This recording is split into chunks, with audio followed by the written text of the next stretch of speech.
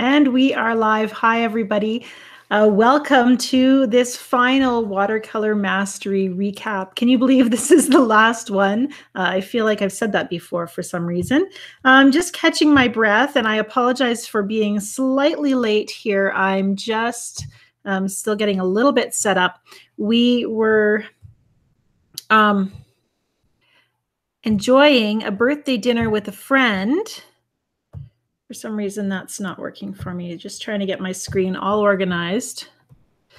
We enjoyed a birthday dinner with a friend. It was his 75th birthday, and there were quite a number of people there. And so we ended up, of course, running later than we expected. So, but we had a great time celebrating, and a lot has changed in 75 years. They were talking about the cost of living in 1943 and just how the world has changed, and that's something to think about as we live in a time where things are changing all the time. Okay, I think I have now my screens all in order, and I just want to say hello to all of you and welcome. No matter where you're at in Watercolor Mastery, no matter how much painting you got done over the last 6 weeks, I'm really proud of you. I'm proud of you just for saying yes to Watercolor Mastery, because you gave yourself a vote of confidence in your watercolor journey, and that's a pretty big deal. I know that because it was a big deal for me when I decided that my watercolor journey, my goals for watercolor were worth investing in, investing my time, investing in the better supplies, which I think is often a big hurdle for a lot of us. And yeah, it's just really exciting to see that progress happen. And we look for little signs of progress as we paint, because that helps us stay motivated and keep going. Yes, so as Robin has said, try reloading the page so that if you're having trouble hearing me, which of course me saying isn't going to help you. I'm just going to pull up my notes here, and I was having technical difficulties of all kinds today, actually. So there's that. I managed to get my notes printed, so that's a good thing. Okay. So here we are, Watercolor Mastery final notes, and this will be available as a download for you on the Watercolor Mastery course page. Over the next couple of days, you do have a week. We have until the 15th, where I will keep the discussion group open for you to continue finishing up the course and sharing what your thoughts and so forth. And then from there, as I mentioned, we have a Watercolor Mastery alumni group on Facebook. So if you're on Facebook, you're welcome to join that group. It's a private group, so you won't be able to find it unless I add your Facebook account email address to the member list. So if you haven't received an invitation to join already, email me, info@angelafair.com, and let me know your Facebook email address, and then I can add you in. So hopefully that makes sense. This is the end of a journey that is just beginning. And I think that's a really good way to think of it. You know, we talk about watercolor mastery, and at the same time, I think we need to recognize that mastery is not a destination, really. Mastery is there's always more just ahead. So the goal then is to just keep that mastery mindset of accepting where you're at, and always, working toward a little more fullness in your ability to express yourself in watercolor. I know some of you are feeling like you're behind, maybe all of you. There's very few people, I think, who are going to feel like they were able to do this course justice. There's a lot of information to cover in 6 weeks.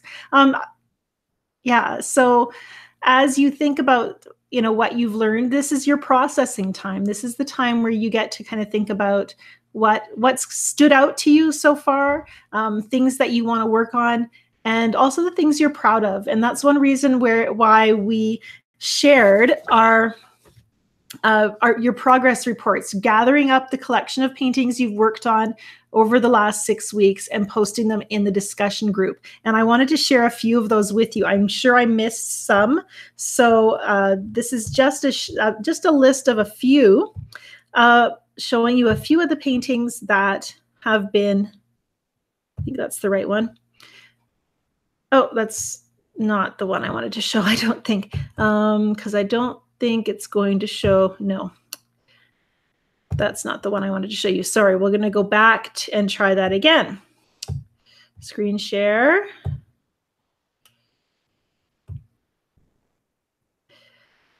The screen share always is a little, oh, there it is, a little reluctant to do what I tell it to do. It's a little obstinate. Okay, so this is Allison's collection. And Allison, I know you said not all of your paintings are here. And you're just like me, you paint some of your paintings on the back side of other paintings. So there's always that as well. Yeah, but just a beautiful collection, and whenever I see an artist collected artworks together, it's really neat. So what you can look for as you look at your paintings, as you've gathered them all together, is look for, it should be, oh, it didn't do it for me. Look for the paintings that indicate, oh, for pity's sake, sorry, it's not wanting to scroll ahead. Try again. Oh, that's why. I see why the problem. We'll open the window. We'll be very, very patient. We're going to back up, and then we're going to move forward.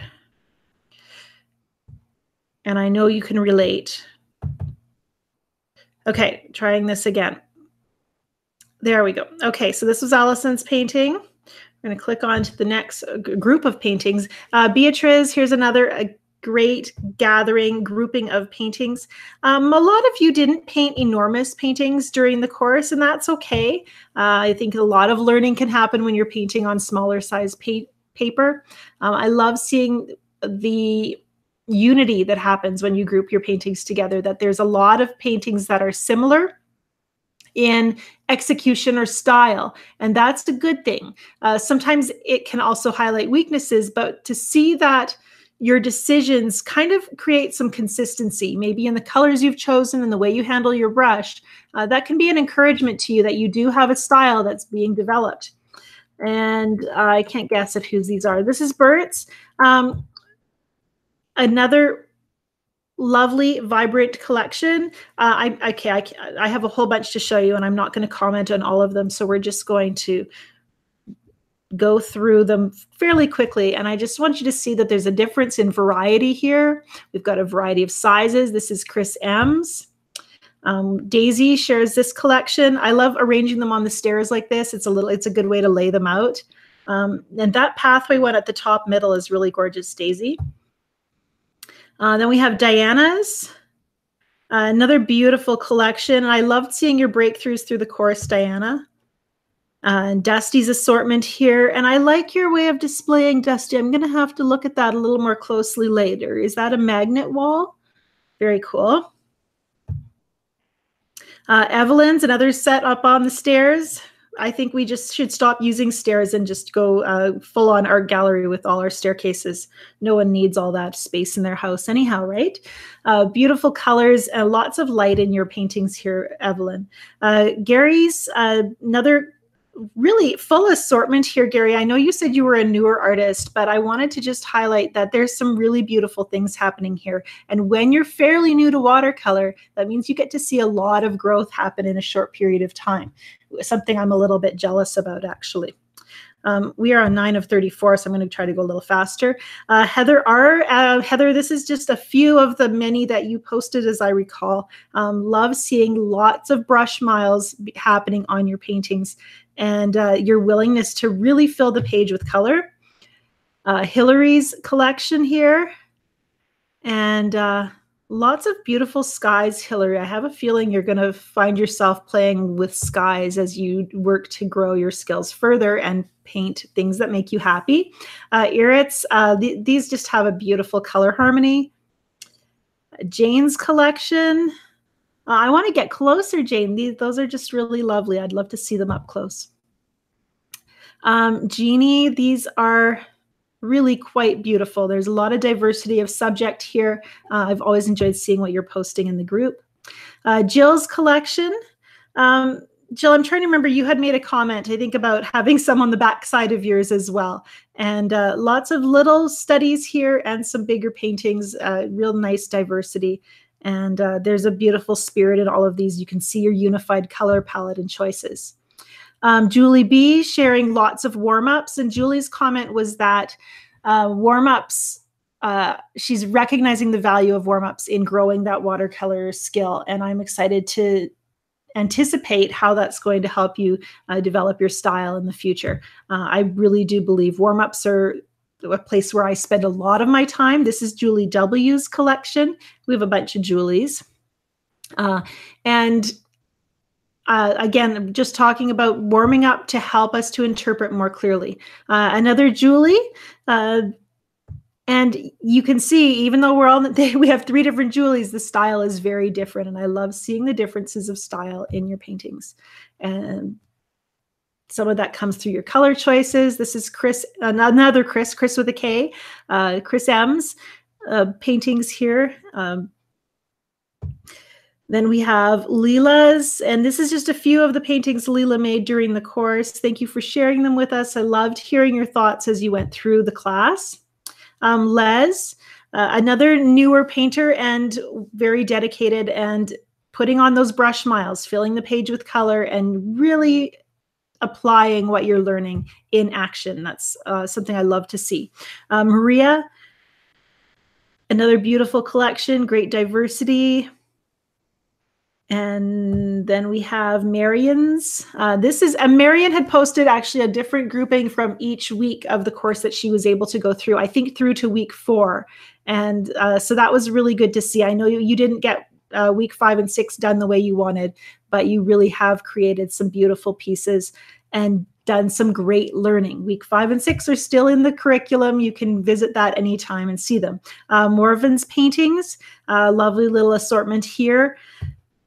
Then we have Nancy's collection, and I believe these are just a few of yours as well, Nancy, but I can see how each one is building a body of knowledge that you can apply to the next painting. Pat's paintings, same thing. Just as you paint, everything you learn in painting number 1 goes into painting number 2 and painting number 3. And I think you see where I'm going with this. Rocklin, one thing I liked about Rocklin's paintings was that you were very willing to explore a theme. Rocklin takes frequent walks out in the marsh near her home and painted that marsh almost obsessively, a little Monet style, while we were going through the course. And I think her love of the region of that place really shows in her paintings and adds depth to her interpretation. And lastly, oh yeah, this is a painting by Sandra. I was going to do more recaps showing other groundbreaking pieces that you have been working on in the last week or so, but then I decided I was going to do focus on the collections of work of what you've accomplished. Although I do love the texture here. Sandra used some olive oil to create texture and resist on her Yupo painting.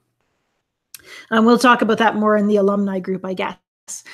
Sherry's collection, love the textures in these, Sherry. You can really see how much you're enjoying that aspect of watercolor, and I would encourage you to keep applying that in future paintings. Then we have Susan B. And another staircase set, nice body of paintings here, Susan. There's lots to look at here. And Susan's actually kind of a neighbor of mine. She lives about an hour away, so maybe I'll get to see some of these in person one of these days. Terry, I like the way you've numbered these, actually. I wonder if that's helping you to see some progress as you look through the way you've changed and grown over the last 6 weeks or so. I should add, though, if you're seeing your abilities, you feel like you might be losing skill instead of gaining it, that's not a bad thing. And we're going to talk about that in just a minute. Remind me if I forget. Unmani's paintings, another collection. Loved hearing your thoughts on loosening up and being more willing to explore possibilities and leave things open-ended in your watercolors. Vered's collection, another set of paintings that has a very distinct color personality. I love seeing your personality in the colors you choose. and Yvonne's collection. And then I think we are probably, 34 of 34. I think we've looked at them all. I'm so proud of all of you. Thank you for sharing your paintings. And believe me, this is not everyone. I know I've missed a few people, and yeah, there's just that. Okay, stop screen sharing. There, I'm back. Now, so yeah, I want to hear your thoughts now. What is your plan for moving ahead? What do you think you might struggle with as we kind of transition to working with your new instructor? And your new instructor, we might be done learning directly for at least for a little while, but you have a new instructor, and that new instructor is you. And really, I think this is always the case. I think that we're always teaching ourselves to paint, because it's only in application that what we learn in class becomes our own. This is true for whether we're learning technique or interpretation. We have to actually do in order to learn and make it our own. So we have guides to lead us. And I was thinking about climbing Everest. You might have a guide to lead you who's experienced and can show you the way, but the accomplishment, the achievement has to be all your own, and you have to take those steps yourself. So I like to think of it as your instructor. I like to think of it as being your mentor and not your guru. A guru might tell you, this is what you should do and this is how you should do it. But a mentor comes alongside you and, asks questions and helps you be the best that you can be. And so I don't want you to look way up and then try to pull yourself up to my level. I want us to be able to work side by side as we explore and learn together. And one of the most important things I want to encourage you about is just to continue to make your painting experience a positive place for creativity to flourish. You're not going to keep painting if you're struggling with being too self-critical and negative. And I really believe this is an actual decision you have to make of training your mind to focus on the positive and trust the process. I am learning. I will keep going. I know a breakthrough is right around the corner. I can figure this out. I can paint in a way that brings me joy. And I don't have to listen to the advice that might make me feel boxed in or shamed or condemned in what I'm doing. Hillary, is that right? Hillary says, please let me know if you're going to try to hike up Everest. I went up to 11,000 feet in Himalaya in Bhutan. That is amazing. I have absolutely no interest in hiking Everest. We climb our mountains in our region, and that's high enough and hard enough. We watched Everest when we were in Ireland, and it was like, chilling. Okay, now the other thing I want to talk about, and I want to confess something to you. Actually, first I'm going to just read through some of your comments of some of your goals for the next for the time ahead. So some goals: more brush miles daily. Dusty says daily is a big challenge. Dusty, if you can just get in, a few minutes a week, give yourself permission to be okay with that too. Lisa says, I want to learn different subjects to paint. I have ideas, but how to implement them. I'm curious as to how animals work in abstract landscapes. Lots of ideas, Lisa. That's going to help push you ahead. Having curiosity and willingness to just explore those subjects is a great way to approach growth and learn. Marian says, my new instructor says, go through everything and use your gut instinct. When it says stop, do that again, or hey, I have a new idea, follow those things. Yes, and part of our job is to learn how to listen to ourselves and how to trust that little voice. And sometimes, and actually a lot of times, that is listening to the voice in retrospect and going, the voice was telling me to stop and I didn't, and so now I'm going to listen harder next time. And I tell that to my kids because, of course, as children grow, they don't have very good self-control. And so the first thing we teach them is, recognize that what you did was wrong. And then you'll be better able to maybe identify it and arrest it sooner before that behavior, bears itself out into the wrong behavior. And so it's acknowledging that, oh, I should have done it this way. I'm going to watch for this sign because it's the thing I need to pay attention to. Gut instinct. Les says, I want to mix my style with the things I've learned. Yes, style and technique do kind of need to go hand in hand. And for whatever stage of learning you're in, there's a different proportion that has to happen there. So sometimes you're going to be focused more on technique as you build skill. And then as that skill is built, you become more free to focus on style. Nancy says that she's going to work on negative painting. Good idea, Nancy. I'm always thinking about my negative painting and paying attention to when it happens in my paintings. Even if it's not like the star of the painting, it's usually happening in small ways. Leela says, I have a process now rather than rushing. And that idea of being able to pause and be restful and lose that urgency, fear-based urgency, that's a really powerful thing. What else? Continue to try to have courage while I paint. Yes, it's a process. It's really a struggle when you're painting and learning technique and you're not super happy with the outcomes. It's really hard not to feel discouraged. And so that's, I think, where making choices are, how do I put that? Making intentional time for playful exploration can be very freeing. Even when you're working on technique, make a balance of both of those. Paint to Paper says, my goal is to maintain consistency by painting regularly. I plan on making a list of paintings I would like to try and make playing an important part of my process. And I'm going to actually right from there. I'm going to talk about the topic that's on my notes here because I think it works really well. Can I really thrive with a playful painting style? I was thinking about the fact that here I am, this professional watercolor instructor who has not been formally trained, who does not talk academically about watercolor.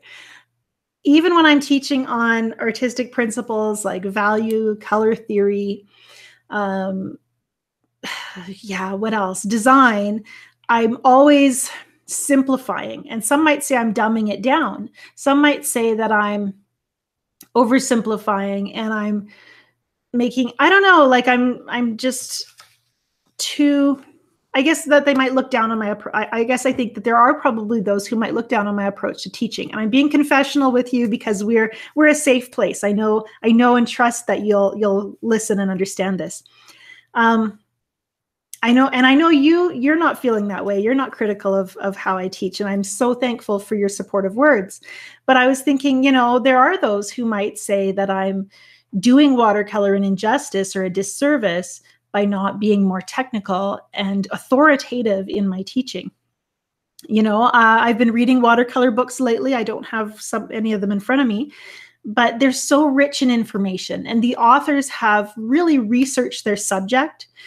Their information is usually very professionally and authoritatively given, and it's often written by instructors who are really serious about watercolor. And so because I avoid that formal learning approach in favor of, I tend to be guided by what's the most fun or experimental or interesting. They might see my approach to painting as a bit flighty, flaky or whatever. And I'm going to sneeze. Excuse me. Okay. Wouldn't we learn faster? I guess the question is, and what they might argue is, wouldn't you learn faster to be a strong watercolorist if you were more disciplined? And my question is, what would we learn if we were more disciplined about our watercolor journey? If we were more academic about how we learn watercolor? I think what we would be adopting then is a technical approach that trumps heart-led creativity. And my question is, would that help your art thrive? There is a place for technical knowledge and learning, but I've felt really strongly that in order to develop a strong personal style, we have to let go of the right way to do things and really focus on what's right for us. Let go of some of the rules. And so I'm telling you this because, why am I telling you this? Just because I want you to be okay with the way you're learning. If you thrill to the idea of making color swatches before you start a painting and doing umpteen thumbnail drawings and all of the research type things. That's a wonderful thing, and you should do that. And if you hate that, and if your approach is much more, I'm just going to start slapping paint down and see if it approaches my reference photo, and we'll worry about colors and stuff as we go, there's freedom in that too, and you can totally feel okay with it. I wasted far too many years feeling guilty that I wasn't doing the things that the professional watercolor books were telling me to do. And, I've never studied anatomy. So, does that mean, so some would say that excludes me from being able to paint a figure well. And I don't paint plein air very often because it's winter and it's below zero outside. And, I just don't want to freeze my buns off. And so that's one reason. Another reason is when we're outdoors, I tend to be busy with my family in the summertime. So painting plein air has never really been an option for me. And there are artists, and I have read it a number of times, that say you can't paint a good painting from a photo. And so that's kind of an art shaming thing that can make you feel diminished as an artist if all you have is photos to paint from. And so, the idea here is that we want to reject whatever makes us feel guilty or ashamed. And I want to encourage you that it's fully okay. If you're thinking, well, Angela never uses such and such, and so I should get rid of that art supply because I shouldn't use it in my paintings. Again, that's not okay. You do whatever it takes to make your art work. And I have a book. I'm so excited about this book. This is the John Blockley retrospective. It came yesterday. And we've talked about Anne Blockley and her paintings. John Blockley was her father, passed away in 2002. And she's written this book as a retrospective, as a way to honor him and his process as an artist. And I didn't really know anything about his art except for the few pages that I'd seen in the Amazon preview. And when I started going through the book, I just fell in love with his style. He's so good. I told my husband, I'm like, I might be John Blockley in 20 years because his style so aligns with what I'd love to achieve in my watercolor paintings. He's got beautiful texture and dramatic scenes, gorgeous landscapes, and a full willingness to incorporate whatever method works to make his paintings work. So I'm going to quote from page 20 here, page 20. The way in which John challenged watercolor was considered to be either controversial or revolutionary, depending on the critic. There was fierce debate about whether traditional methods were old-fashioned or if his new approach was gimmicky. And then he also says here, let's see, there was a strong tradition in the UK, and I think probably almost everywhere, of using watercolor according to a strict code. And we still see that today, that there's a lot of competitions or societies that only work in transparent watercolor, no mixed media. And if you use a pen to sign your painting rather than a pencil or watercolor paint, it's considered mixed media. Can you imagine? The conventional view was that the qualities of the translucent medium were best displayed using layers of undisturbed color. Additions of opaque paint or other media were frowned upon. And then John queried, okay, this was an era when all aspects of art and culture were being reassessed, and there was an explosion of ideas and different ways of thinking. John queried why this attitude was not also being applied to his chosen medium, and decided to see what would happen if the watercolor rules were adapted. He did not want to experiment with technique for its own sake. He simply felt he could not capture his vision using conventional methods alone. So I just loved reading that he was absolutely fearless, even though this was a time when his methods were frowned upon. Now we have a lot of artists using mixed media, using watercolor in groundbreaking ways. There are still traditionalists with no sense of humor, but we get to open the doors and let the floodgates open. The taboos can be ended, and I'm so thankful for people like John Blockley, who paved the way for the rest of us. And it's really a wonderful book. I was waiting for my daughter to finish her piano lesson, opening it up for the first time. And there was a complete stranger on a couple seats down from me. And I just wanted to pass the book over and say, look at this painting. It's so good. So So that's what I do. I talk to random strangers about wonderful art because it's so wonderful. So the question is, and this is what I've been working at getting to the point of for the last half an hour, what will help you thrive? What will help me thrive as an artist? And I think number one is freedom. Freedom to learn my way. Freedom to feel good about what I am creating today. Freedom to do whatever I need to do for my art to thrive so that I can feel good in the process and to trust that my joy is an essential part of growth. That's what we need. And that's hopefully what I've given a little piece of to you during the last 6 weeks. I do have a giveaway today. I have this little book, Art Matters by Neil Gaiman. I actually haven't read his books. He's a really prolific author. I think if you've seen the movie Coraline or read the book, that's his.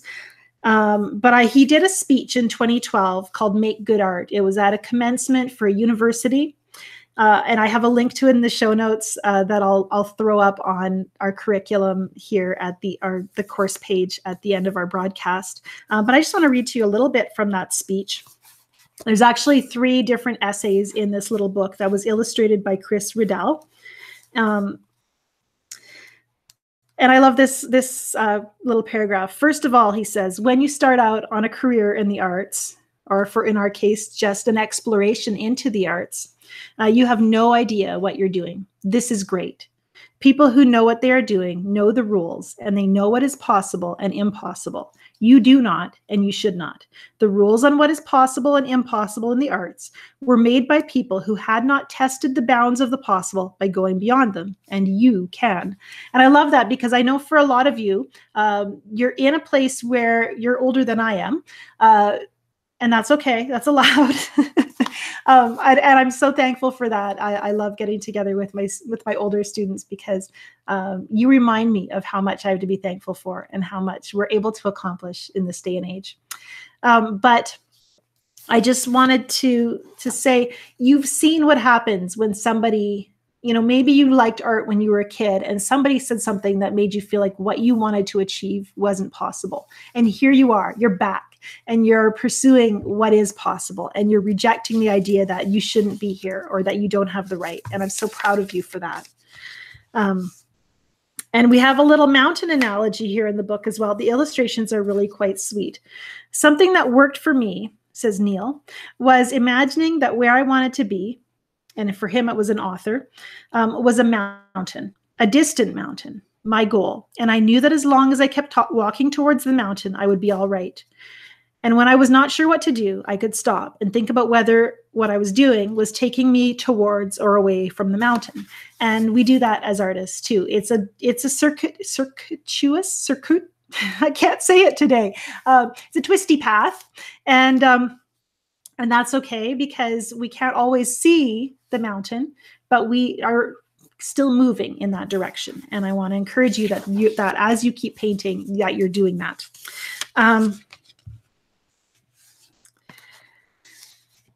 Neil also says the problems of failure are problems of discouragement, of hopelessness, of hunger. You want everything to happen and you want it now, and things go wrong. Now, if you are older than me, you should be more patient than me, but we're not. We just want to be good right now. I know that. That's why the goal is to have so much fun, to have as much fun as possible so that we enjoy where we're at now instead of always pushing toward the future. And finally, Neil says, while you're at it, make your art. Do the stuff that only you can do. The urge starting out is to copy, and that's not a bad thing. Most of us only find our own voices after we've sounded like a lot of other people. But the one thing that you have that nobody else has is you, your voice, your mind, your story, and your vision. So write and draw and build and play and dance and live as only you can. How inspiring is that?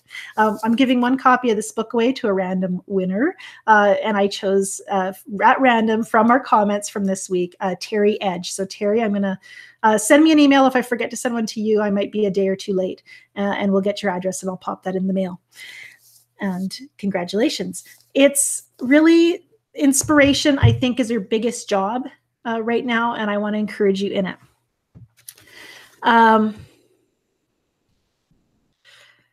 Yes, Jill, I really need to read more of Neil Gaiman's fiction because I really think I would enjoy it. I'm an avid reader, and I don't like to watch shows unless I've already read the book.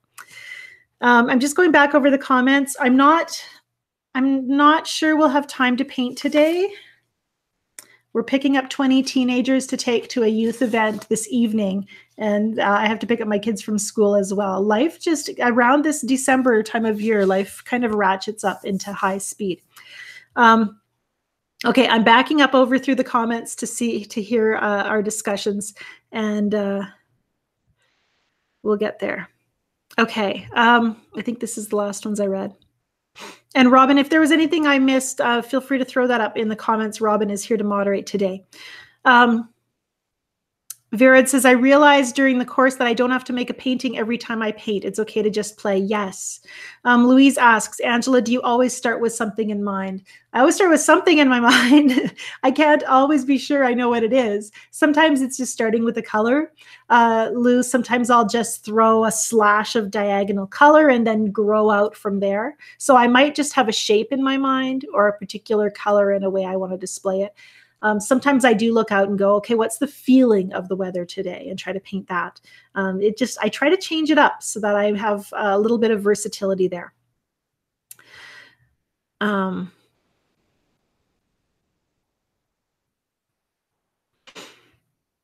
Okay, great. I love hearing you comment, Terry, that you want to work through atmospheric watercolor. We're talking about the recommended books. What I would love to do, and okay, here's what's happening in my life. It's going to be a little bit quiet around the Angela Fair website for the next couple of months. Now that the course has wrapped up, I'm going to try to be active in our groups online and send out my weekly emails after Christmas.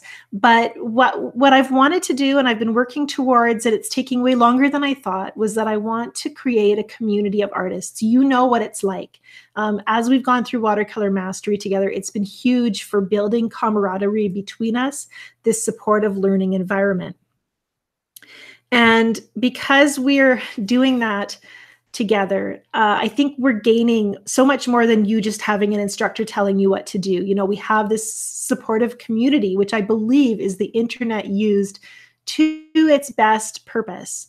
And so as I started thinking about how to serve you better, it popped into my head that what we really need is a community, a safe place for artists, for watercolor artists to collaborate, to work together. I'd love to see, I have so many dreams and goals. I'd love to see discussion groups where we can get together and talk about what we're learning, not just during a course, but all year round. And so I've been wanting to work together on that. I've been getting quotes from different website designers. I want it to be independent of Facebook so that it's open to everybody, not just people who are on social media. And I want it to be something that feels like a family community, maybe like an art workshop that you check into every week. And so that's what we're looking for. Jill, you're asking is kind of like Doodle Wash. I actually talked to Charlie. I said, do you have the time to make a site for me? But it would be similar to the Doodle Wash community, except for I do plan to keep it a little more secure. Doodle Wash is free. It's open to anybody who signs up an account. In fact, I'm always getting advertising emails in my inbox there. So what I would like to do is have it as a paid community where not only would you have access to, you'd have access to learning content as well as to the community discussions. So that way we'd know that, what you're sharing is really only seen by people who really want to be there and really get it. So that's kind of where we're working towards. As we kind of explore the discussion groups here with this course, and then moving into Facebook, we're kind of getting the feel for what that would look like. And Robin and I have been talking very busily on the best way to create a community that really serves you and helps me not to have to clone myself, because sometimes the email gets a little unmanageable. And I really want to keep this personal touch. It's very important to me for you to feel like you have a relationship with me, and vice versa. I've actually been so blessed by the friendships and emails that I've received over the last few weeks of this course, just the people I've gotten to know, and the little glimpses I get into your lives. It's incredibly humbling and honoring to be able to be invited into your life in this way. So yeah, just so thankful for that. Yeah, so that's where we're working towards. I have grand visions and goals, but really we're going to try to keep it simple from the very beginning, early on, until we kind of figure out what's going to work and what doesn't. We don't want to overachieve and then find out we've built something that's completely unusable. So we're working on making something just simple and easy that creates that opportunity for us to make connections. I think in this digital age, we can be so disconnected from the people around us. And they say that loneliness has become this huge issue. I was just reading statistics about 30-somethings in Vancouver feeling incredibly lonely, and yeah, and it's kind of an epidemic across all demographics. And so we don't have to feel that way. Ideally, person-to-person friendships are always the best, but when we can have the next best thing here in our online groups, that's pretty exciting and powerful. Leela, I love hearing that. Leela says, I'm already looking at something like this in our community, like a drop-in with an art tutor where I live. We're looking at grants at the moment. I'm so excited to hear that, Leela. I think you're not the only one in the London area, which I know is probably a vast area and encompasses many districts. But if there's others in in the UK and you want to get together, let me know and I can always help facilitate it. You don't have access to each other's emails, obviously, at this point, but I'd love to help. If there's somebody in your area that you'd love to connect with, let me know and I'll try to, Robin and I can play matchmaker. Regarding the alumni group on Facebook, you do need to send me an email. I mentioned this earlier with your Facebook user email so that I can make sure you're added to the group, and Robin or I can do that. Okay.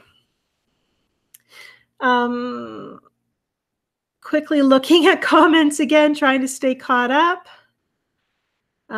Yeah, there are some safety risks. Yeah, well, we don't need to talk about that right now. Anyhow, I just wanted to let you know my thoughts on building that community. It probably won't happen until spring of 2019. So keep that in mind. I do have one little thing I can show you where I'm kind of running out of time because, like I said, I do need to pick up my kids up from school, but I'm quickly going to switch the camera over so I can just show you one thing. I'm not going to do any painting today, but let's see here. We try this. Okay, switching the camera. Bear with me.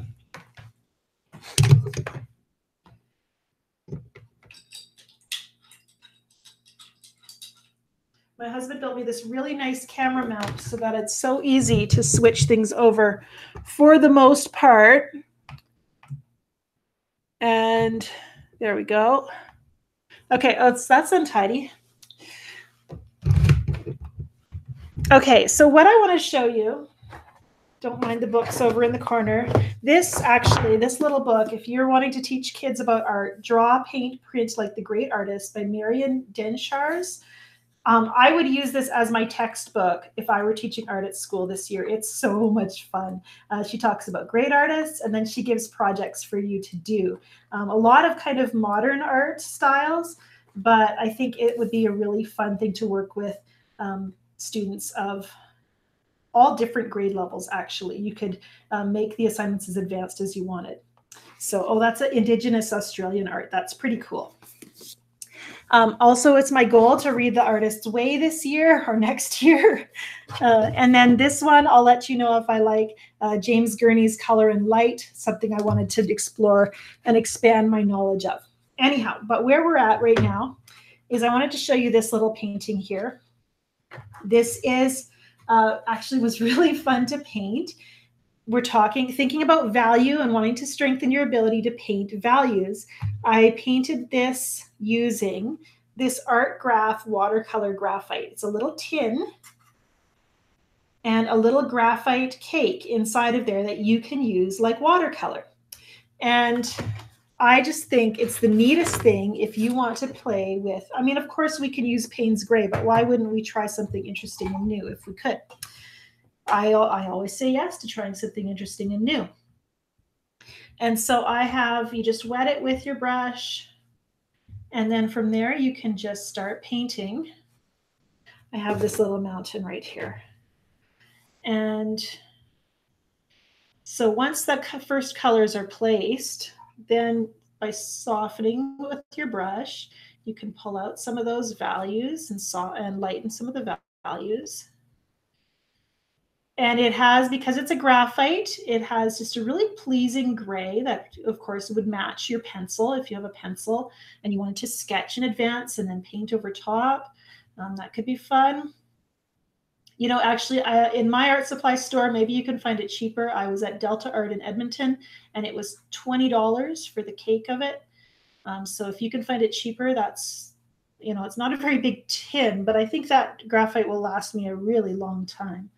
So there's that. But I know here in the north, art supplies are always a bit more expensive. And so once I've painted that mountain, it's kind of making me think of your mountain, Mila. Might soften out there a little bit. And then we have, of course, some trees, a big mass of trees along here. Again, just working with the graphite, working with a single color means we focus on shape and value, which can really help you paint better. And I'm painting out from my focal point, and I'm thinking I'm probably going to run out of space here, which can happen when you don't sketch in advance, and I'm mostly okay with that.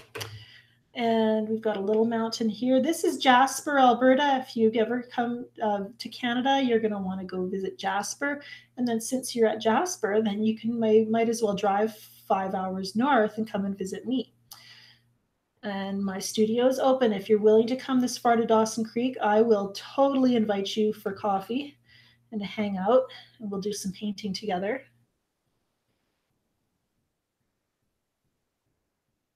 And I might even show you all my favorite places in the region if the weather's agreeable. I really like being able to wet the graphite because it creates some granulation. There's a little texture that happens, which is pretty fun. Quickly working, there's another mound of rock in here.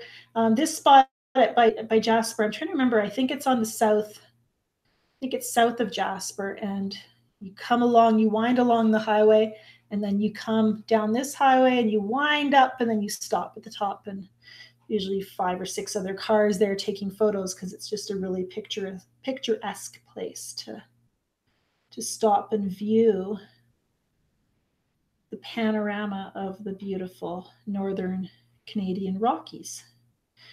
And one of my favorite places to visit. Although if you really want to get away from the tourists, you come north. You know, you can enjoy the mountains. They're a little less craggy here, not so pointy, but they're still really beautiful. A little dark here, but I'm liking this. I've managed, by paying attention to the values, I've managed to capture that feeling of that distant highway. This part of the highway actually looks really stupid in my photo, so I'm just going to ignore it and pretend it doesn't exist. And we're just kind of throw in a tree here instead. We'll put that tree right along here. And I'm hurrying now because I'm wanting to read your comments again and just interact with you a little bit more so we can have a few more minutes to converse before I shut things down and go on my school run. Okay. Oh, there's a cloud. We got to paint a cloud. Dilute the graphite. The one thing I've noticed with the graphite is it tends to stay put once it's dry, and it doesn't flow excessively much. So it doesn't bleed like crazy. Flows a little bit, but not too much. There we go. That sky just adds that finishing touch, I think. Don't you think? So if you're someone like me who has kind of a pencil phobia and prefers to paint over sketch, this is a really good way to get that look of a pencil drawing with an actual with graphite in a little cake. Watercolor graphite made by Art Graph. I will see if I can find a link online to Blick Art Materials, probably, because they're very pleasant to work with, and you can give them a try. Okay, let's take a last minute for a few last comments. and then we'll shut her down. And as hard as that is to say. Oh, I hear conversation about coming to visit. Dusty asks, did you grow up in Dawson Creek? I sort of did. I was born in Dawson Creek. I'm switching the camera and I'm not going to move it, so it's probably going to wiggle for a second. If it bothers you, close your eyes. I'll tell you when I'm back on. There we go. It goes much faster when I don't have to switch the camera angle. Okay. Okay, comments. Yeah, catching up again. Oh, you're so chatty today. I can't keep up. Oh, I love hearing, actually, a number of you have said, and I love hearing this, that you're involved with an art group in your community. I love hearing that. My experience with local art groups has been they're not nearly as scary as you might think they are when you go to join. I really didn't feel like I had any right to join an art group until I painted a painting that I thought was really art quality. And they were so good to me. Even though I had a long way to go and a lot of learning to do, my local art group has always been so supportive. They're so proud of me. And actually this last year, I got asked, and this is really cool, to paint a small painting that could go in the time capsule for our town. And they had, for Canada's 150th birthday, they had opened up their town time capsule and they built a new one and filled it up with stuff. And one of my paintings went in there. So they're going to open it up again in 50 years. So I'll be 90 and I fully intend to be there to watch that happen. So that's pretty cool. And I was so honored to be chosen for that. Yes, so water-soluble graphite. Yeah, so much for not painting today, right, Lou? Yes, watercolor graphite. I will send you. Oh, Paint to Paper says it comes in sepia and other tones. That's good to know. Les says he's coming to visit, so that's great. You guys can rent a tour bus and just hop around the globe, try picking everybody up and come and visit. You're so welcome to come. Okay, so yes, I was born in Dawson Creek. I lived here till I was 10, and then my parents decided to become missionaries. And so we left Dawson. They did their missionary training, and I spent 5 years in Papua New Guinea as a teenager before I graduated from high school and moved back here to my hometown. And I love it here. I love that I've been able to live all over the world as well, so and see different points of view. So I think that's pretty cool. And those of you in the mountains know how beautiful it is and how much there is to enjoy. And those of you in the tropics know what that's like as well. There's beauty everywhere in the world, and I love that as artists we get to see it together.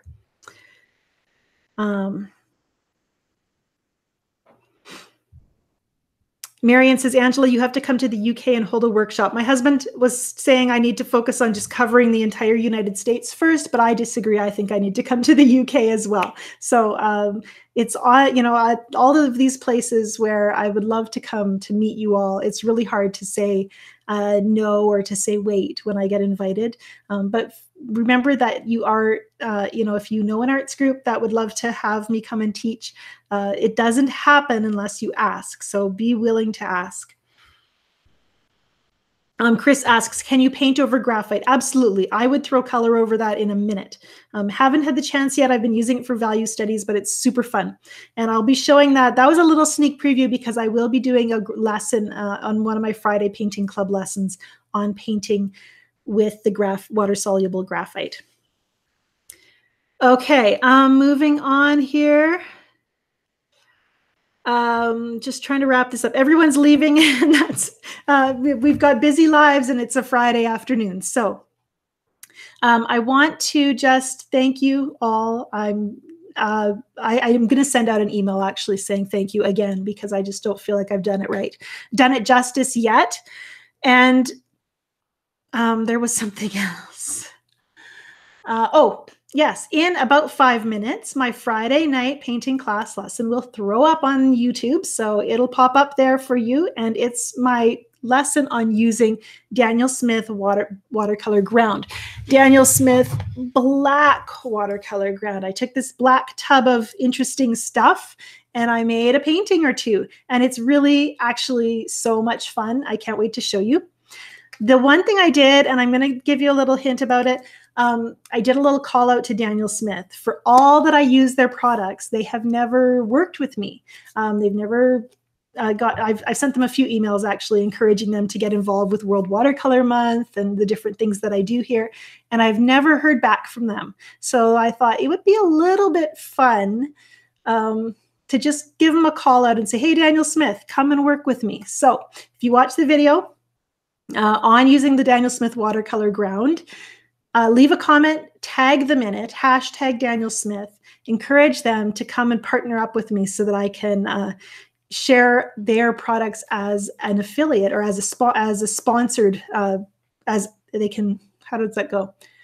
I'm much more articulate when I have a chance to edit all my videos, so that they can be a sponsor of my lessons. They should be. I use enough of their products. So keep that in mind when you watch the video. I would love to be working with them in a more direct way.